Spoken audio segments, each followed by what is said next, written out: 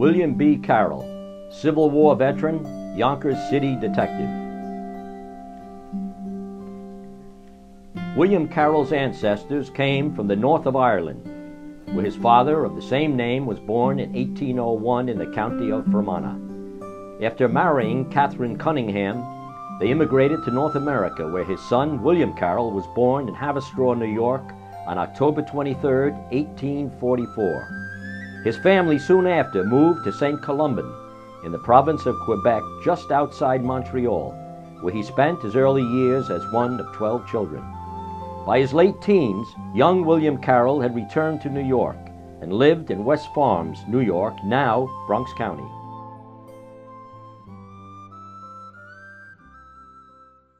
The year was 1860, and storm clouds had gathered over America. Abraham Lincoln had been nominated to lead the new Republican Party that opposed slavery, favored free homesteads in the West, and supported Eastern industrialists. The North and South had grown progressively apart. When Lincoln was elected president late in 1860, the die was cast. He would not be accepted by the people of the South. They would secede from the Union. On April 12, 1861, Confederate Commander P.G.T. Beauregard, acting on orders from Jefferson Davis, now the new Southern president, fired on Fort Sumter, South Carolina. Lincoln immediately ordered troops to be used against the 11-state Confederacy. The Civil War had begun. William Carroll was quick to enlist, joining Company C of New York, the Anthony Wayne Guards, and later transferred to the 6th Regiment, Heavy Artillery. As part of the Union Army, he moved south.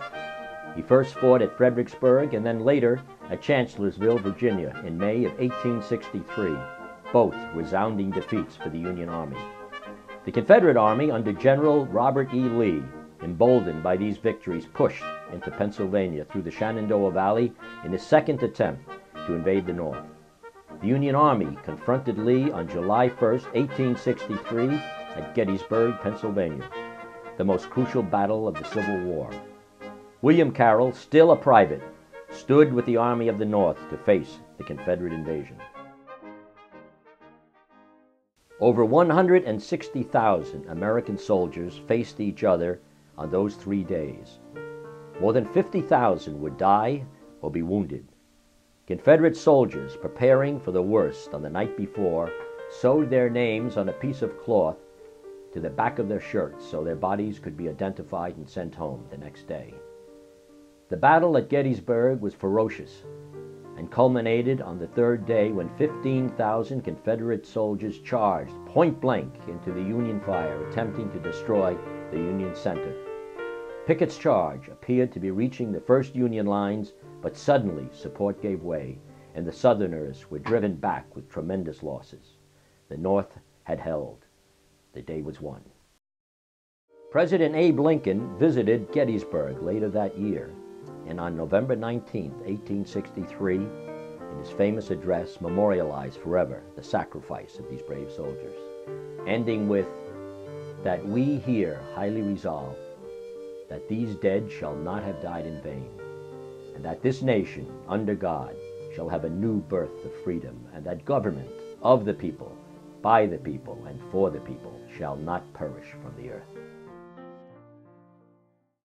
William Carroll, in February of 1864, was promoted to corporal, then sergeant in 1865. He moved south, now pursuing Lee's forces, to Petersburg, Virginia, where the Union Army laid siege to the retreating Confederates. Carroll was in the remaining 2 great battles of the war, the Wilderness in 1864 and the Five Forks on April 1, 1865, when the Union Army finally breached the ramparts of Petersburg. It would be the Waterloo of the Confederacy. General Lee, now surrounded, accepted Grant's offer to surrender with great dignity to the Union Army in Appomattox, Virginia, on April 9, 1865. The terms were generous by Grant. No war crimes would be pursued, Lee and Davis would remain free, all Southerners could retain their small arms and horses, and at Lee's request, rations for 25,000 starving Confederate troops would be provided by the Union Army.